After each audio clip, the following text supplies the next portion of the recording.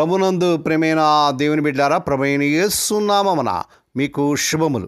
జీవముగల దేవుని కృపావర్షం మీపై సమృద్ధిగా కురియునుగాక. ఈ దినం అనగా ఆగస్టు నెల 20వ తారీఖు 2025 బుధవారం హోలీ ట్రింటీ చర్చ్ మినిస్ట్రీస్ వారు అందించు అనుదినమన్న ఈ దిన మన ధ్యానాంశం గుంట నక్కలు పట్టుకొనిడి. గుంట నక్కలు పట్టుకొనిడి. దేవుని వాక్యం చదువుతామండి. పరమగీతాల గ్రంథం 2వ అధ్యాయం 15 వచ్చు. మన ద్రాక్ష తోటలు పూత పట్టి ఉన్నవి, ద్రాక్ష తోటను చెరుపు నక్కలను పట్టుకునుడి, సహాయం చేసే గుంట నక్కలను పట్టుకునుడి. దేవుడు తన పరిశుద్ధ వాక్యం దీవించునుగాక. దేవుని బిడ్డారు, మీరు అంతా ఎలా ఉన్నారండి? మీ ఆరోగ్యాలు ఎలా ఉన్నాయి? మీ కుటుంబంలో అందరూ బాగున్నారా? మీకు ఏదైనా ప్రార్థన అవసరం ఉన్నట్లయితే దయచేసి మాకు తెలియజేయండి.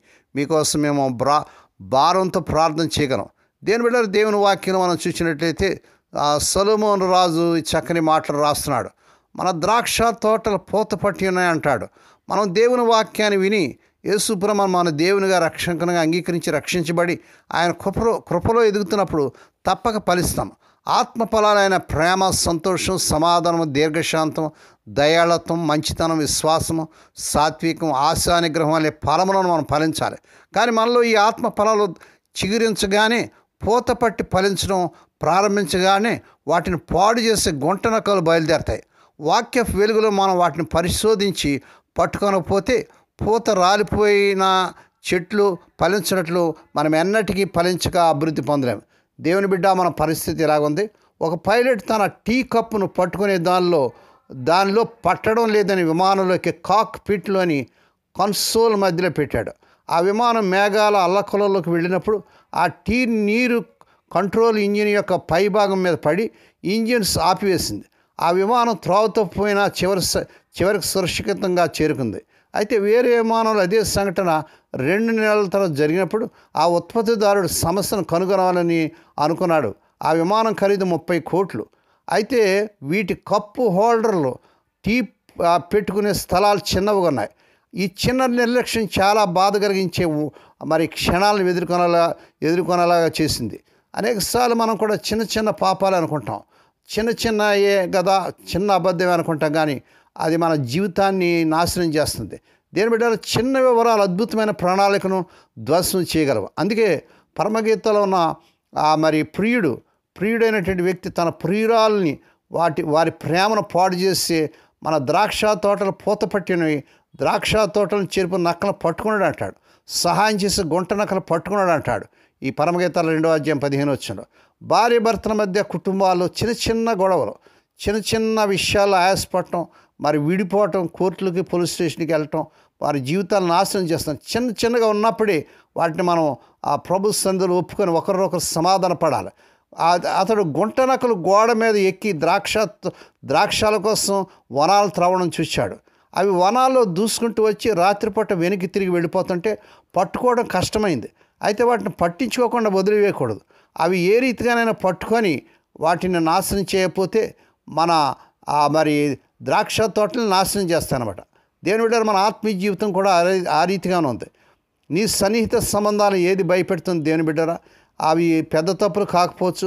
ఒక చిన్న గుంట నక్కలాగా ఒక చిన్న మాటలు లేదా చిన్న ఉపేక్ష మీ ప్రేమ వేర్లను త్రవ్వుతుండవచ్చు.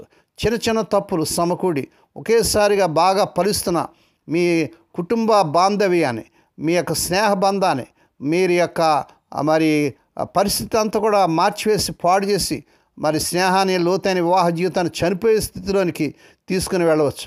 దేని బిడ్డారా, మీ చిన్న నక్కలు మీ సన్నిహిత సంబంధాలు పాడు చేస్తున్నాయి. క్షమాపణ వేదికే క్రీస్తు ప్రభువులో ఒక మంచి ఆరంభానికి మనం ఏం చేయాలండి?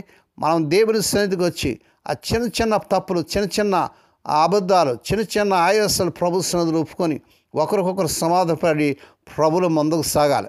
అయితే దేవుని బిడ్డలారా, ప్రేమ అనే ఫలమును రాల్చేది అసూయ అనే గుంటనక్క, సమాధానం అనే ఫలమును పాడు చేసి కోపం అనే గుంటనక్క, మంచితనం అనే ఫలమును పాడు చేసి సమర్థనం అనే గుంటనక్క, సాత్వికం అనే ఫలమును పాడు చేయనిది గర్వం అనే గుంటనక్క, దయాళత్వం అనే ఫలమును పాడు చేసేది ధనాపేక్ష అనేటువంటి గుంటనక్క, సంతోషం అనే ఫలమును పాడు చేసేది అపవిత్రత అనే గుంటనక్క, ఆశా నిగ్రహం అనే ఫలాన్ని పాడు చేసి తిండిపోతూ తనం అనే గుంటనక్క, మారు మనసు తగిన ఫలం ఫలించకుండా పాడు చేసే ఈ గుంట నక్కను దేవుని వాక్య వెలుగులో మనం ఎప్పటికప్పుడు పరీక్షించి పట్టుకొనకపోతే మన జీవితంలో ఆత్మఫలాన్ని కలిగి ఉండలేమండి.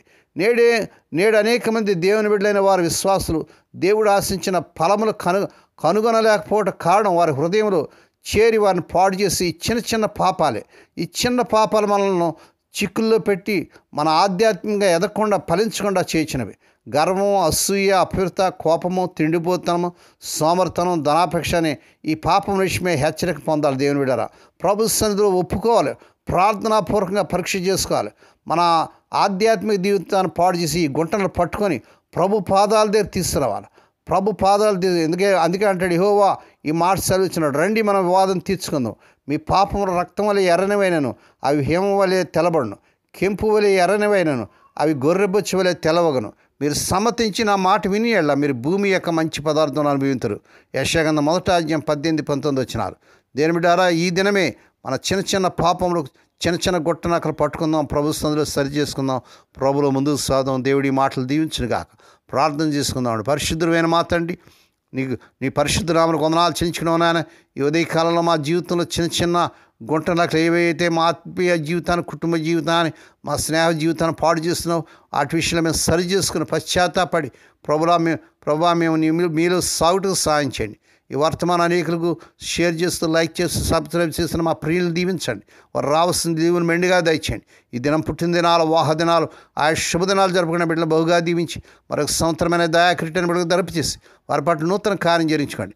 ఎవరైతే సమస్యల్లో, కష్టాల్లో, వేదనలో, మరి నాయన ఆర్థిక ఇబ్బందుల్లో ఉంటున్నారో, కూర్చు సమస్యలు ఉంటున్నారో, వారు వ్యాపారాలు దెబ్బతిని నష్టపోయి నాయన ఏ కష్టాల్లో, వేదనలు ఉంటున్నారో మీరే కనికరించి వారి సమస్యలన్నింటి నుంచి విడుదల చేయండి.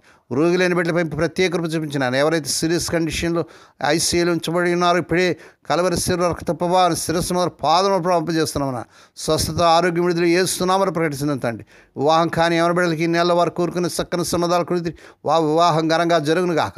స్వదేశ విదేశాలు ఉద్యోగాలు ఎక్కితే ప్రవర్తన ఎవరి బిడ్డలకు ఈ నెలలో అద్భుతం జరిగించుకొని నాయన వారి అర్హత మించిన ఉద్యోగాలు వచ్చిన గాక. హోలీ ట్వంటీ చర్చ్ మినిస్ట్రీస్ ద్వారా ఆ మారుమూల గ్రామంలో, మురికివాడలో, ఆయా రాష్ట్రాల్లో జరుగుతున్న పరిచయం దీవించండి. నీ దాసులను వారి అవసరతలు తీర్చండి. ఈ దినమంతటిని బిడ్డల చుట్టూ మీరు రక్తకం చేసి ప్రతివేదన కీడు నుంచి, దృష్టి నుంచి ప్రమాదాలు తప్పించి క్షేమకరమైన ప్రయాణాలు దయచేయమని సమస్త మహిమా ఘనత మీకే చెల్లించుకుంటూ యేసే పరిశుద్ధ నామమున స్తుతించి గణపరిచి వేడుకొని ప్రార్థిస్తున్నాం తండ్రి. ఆమేన్. మన ప్రభువైన యేసుక్రీస్తు వారి కృప, తండ్రి అయిన దేవుని ప్రేమ, పరిశుద్ధాత్మదేవుని కన్నును సహవాసము సదాకాలం మీకు తోడేండి నడిపించి బలపరచును గాక. ఆమేన్.